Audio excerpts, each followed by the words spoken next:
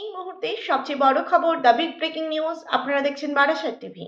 Barasat TV চ্যানেলের পক্ষ থেকে সবাইকে স্বাগত জানিয়ে শুরু করছি একটি বিশেষ প্রতিবেদন। 2026-এর বিধানসভা নির্বাচনে বুথ ভিত্তিক সমীক্ষায় মুর্শিদাবাদের তৃণমূলের মাটি সরে যাচ্ছে ক্রমশই। লাল ঝড়ের দাপটে কাঁপছে শাসক শিবির। সংখ্যালঘু ভোটে বড় চমকের ইঙ্গিত। 2026 সালের বিধানসভা নির্বাচন যতই এগোচ্ছে ততই তৃণমূলের অন্দরমহলে বাড়ছে অস্বস্তি। বুথ ভিত্তিক প্রথম দফার সমীক্ষা স্পষ্ট ইঙ্গিত দিচ্ছে যে মুর্শিদাবাদ আর আগের মতো একচ্ছত্র দখল নেই শাসক দলে। প্রিয় দর্শক বন্ধু, আপনারা দেখছেন বারাসাত টিভি। বারাসাত টিভি চ্যানেলে নতুন দর্শক হয়ে থাকলে অবশ্যই চ্যানেলটিকে সাবস্ক্রাইব করে পাশে থাকুন নতুন নতুন ভিডিওর আপডেট পাওয়ার জন্য। ভিডিওটি ভালো লেগে থাকলে অবশ্যই লাইক করুন, শেয়ার করুন। আপনাদের মতামত অবশ্যই কমেন্ট বক্সে কমেন্ট করে জানান। নতুন দর্শক হয়ে থাকলে চ্যানেলটিকে সাবস্ক্রাইব করে পাশে থাকা বেল আইকনে ক্লিক করতে কিন্তু একদমই ভুলবেন না। মুর্শিদাবাদে আর আগের মতো একচ্ছত্র দখল নেই শাসক দলের, বরং রাজনৈতিক মহলের মতে এবার এই জেলাতেই শুরু হতে পারে তৃণমূলের পতনের একেবারে ডোমিনো এফেক্ট। 22 আসনের মুর্শিদাবাদ, অর্থাৎ 22টি বিধানসভা আসনের মুর্শিদাবাদ তৃণমূলের দুর্গে কিন্তু ফাটল। মুর্শিদাবাদ জেলায় 22টি বিধানসভা আসনে দীর্ঘদিন ধরে তৃণমূলের ভরসায় একেবারে জায়গা ছিল। সংখ্যালঘু ভোটকে পুঁজি করে ভোট ব্যাংক রাজনীতির ওপর দাঁড়িয়েছিল শাসক দলের সাফল্য। বুথ ভিত্তিক সমীক্ষা বলছে অন্তত আট থেকে 10টি আসনে কিন্তু তৃণমূলের লিড মার্জিন বিপজ্জনকভাবে কিন্তু কমছে। বেশ কয়েকটি আসনে বাম কংগ্রেস জোট সরাসরি লড়াইয়ে, কিন্তু কিছু কেন্দ্রে বিজেপি থাকলেও মূল ক্ষতি কিন্তু হচ্ছে তৃণমূলেরই। দেখা যাচ্ছে যে রাজনৈতিক বিশ্লেষকদের একাংশের মতে কটাক্ষ, ভয় দেখিয়ে ভোট করার রাজনীতি আর কাজ করছে না মুর্শিদাবাদে। সংখ্যালঘু ভোট তৃণমূলের সবচেয়ে বড় অস্ত্র এখন দুর্বল। সবচেয়ে বড় ধাক্কা এসেছে সংখ্যালঘু ভোটের অঙ্ক। সমীক্ষা অনুযায়ী সংখ্যালঘু ভোটারদের এক অংশ, একেবারে বড় একটা অংশ তৃণমূলের ওপর কিন্তু ক্ষুব্ধ। কাজ নেই, শিক্ষা নেই, শুধু ভোটের আগে আশ্বাস এবং রাজনীতিতে ক্লান্ত মানুষ। বাম কংগ্রেসের যে জোট, সেই জোটের দিকেই কিন্তু একেবারে নীরবে ঝোঁক একেবারে স্পষ্ট। ডোমকল, শামশেরগঞ্জ, নবগ্রাম, রানীনগর, হরিহরপাড়া, ভগবানগোলার মতন এলাকায় সংখ্যালঘু ভোটের বড় অংশ এবার কিন্তু নিরাপদ বিকল্প খুঁজছে, যা তৃণমূল নয়। হুমায়ুন কবির, নওশাদ সিদ্দিকী, মোহাম্মদ সেলিম, এই যে হিসাবি রাজনীতি তৃণমূলের রাতের ঘুম কিন্তু কেড়ে নিচ্ছে। অন্যদিকে বাম কংগ্রেস জোটে কিন্তু চলছে একের পর এক কিন্তু বৈঠক। বিশেষ সূত্রের খবর, হুমায়ুন কবির, নওশাদ সিদ্দিকী এবং সিপিএম এর রাজ্য সম্পাদক মোহাম্মদ সেলিম, এই তিনজনের নেতৃত্বে মুর্শিদাবাদ ঘিরে কিন্তু বুথ টু বুথ পরিকল্পনা চলছে। লক্ষ্য কিন্তু একটাই, ভোট ভাগ নয়, ভোট যোগ। বিজেপিকে ঠেকিয়ে তৃণমূলকে হটানো। এই জোটেই একেবারে সক্রিয়তা তৃণমূল শিবিরে সবচেয়ে কিন্তু বড় আতঙ্ক। উত্তরবঙ্গ থেকে দক্ষিণবঙ্গের প্রভাব, তৃণমূলের গ্রাফ কিন্তু নামছে। বুথ সমীক্ষায় কিন্তু আরও উঠে এসেছে যে উত্তরবঙ্গ এবং দক্ষিণবঙ্গ দুদিকেই কিন্তু তৃণমূলের প্রভাব সংখ্যার হিসেবে কিন্তু কমছে। উত্তরবঙ্গে বিজেপি থাকলেও বামেদের সাংগঠনিক শক্তি কিন্তু ফিরছে। দক্ষিণবঙ্গে দুর্নীতি, সিন্ডিকেট এবং শাসক দলের দাপট নিয়ে কিন্তু ক্ষোভ, এই ক্ষোভের আঁচ কিন্তু সরাসরি এসে পড়েছে মুর্শিদাবাদে। আইএসএফ এবং আঞ্চলিক দলগুলি তৃণমূলের সুবিধা নয়, এবার কিন্তু সমস্যা।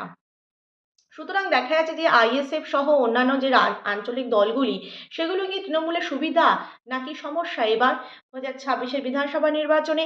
আগে আইএসএফ বা জনতা উন্নয়ন পার্টির উপস্থিতি তৃণমূলের জন্য কিন্তু সুবিধাজনক ছিল। অর্থাৎ নতুন যে জনতা উন্নয়ন পার্টি হয়েছে এবং আইএসএফ, তৃণমূলের জন্য কি সুবিধাজনক নাকি? সমীক্ষা কি বলছে সেটা দেখে নেওয়া যাক। এবার এই দলগুলির ভোট কাটাকাটি তৃণমূলের ক্ষতিই কিন্তু বেশি করছে। বাম কংগ্রেস ভোটার তৃণমূল বাম কংগ্রেস ভোটাররা কিন্তু তুলনামূলকভাবে বেশি সংহত। অর্থাৎ ভাগ করা যে ভোট ভাগ করে জেতা, এই যে পুরনো ফর্মুলা আর কিন্তু কাজ করছে না। 22 আসনের ভবিষ্যৎ শেষ কথা বলবে ভোটার।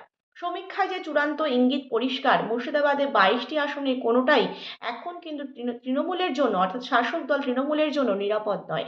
6 থেকে 7টি আসনে বাম জোট এগিয়ে থাকতে পারে সম্ভবত, এবং 5 থেকে 6টি আসনে হাড্ডাহাড্ডি লড়াই।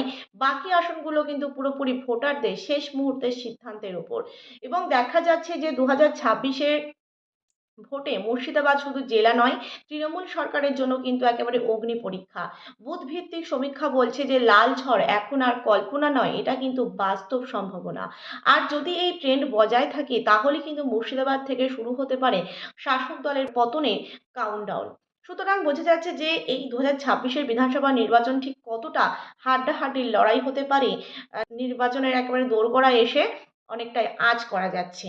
এবং দেখা যাচ্ছে 2026-এর যে ভোট, সেই ভোটে মুর্শিদাবাদ শুধু কিন্তু একটা জেলা নয়, 22টি আসনে, 22টি বিধানসভা আসনের এই মুর্শিদাবাদ জেলা তৃণমূলের সরকারের জন্য কিন্তু একটা অগ্নি পরীক্ষা। বুথভিত্তিক সমীক্ষা বলছে যে লাল ঝড় এখন আর কল্পনা নয়, এটা কিন্তু বাস্তব একেবারে সম্ভাবনা। আর যদি এই ট্রেন্ড বজায় থাকে তাহলে কিন্তু মুর্শিদাবাদ থেকে শুরু হতে পারে বামেদের একেবারে নতুন রাজনৈতিক পথ চলা। এবং এই যে 22টি আসনের ভবিষ্যৎ, শেষ কথা বলবে কারা? শেষ কথা কিন্তু বলতে পারে একমাত্র ভোটাররা। এখানকার মানুষ যদি শান্তিপূর্ণভাবে নিজেদের গণতান্ত্রিক অধিকার ব্যালট বাক্সে একেবারে প্রয়োগ করতে পারে তাহলে কিন্তু চূড়ান্ত ইঙ্গিত যেটা দেখা যাচ্ছে, পরিষ্কার হয়ে গেছে এই মুর্শিদাবাদে 22টি আসনেই কোনোটাই কিন্তু এখন তৃণমূলের জন্য নিরাপদ নয়। 6 থেকে 7টি আসনে বাম জোট এগিয়ে থাকতে পারে সম্ভবত, এবং 5 থেকে 6টি আসনে হাড্ডাহাড্ডি লড়াই।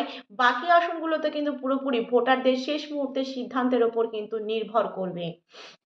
এবং দেখা যাচ্ছে ভোট যত এগিয়ে আসে ততই কিন্তু শাসক দল তৃণমূলের একেবারে চিন্তার ভাঁজ চোখে পড়ছে।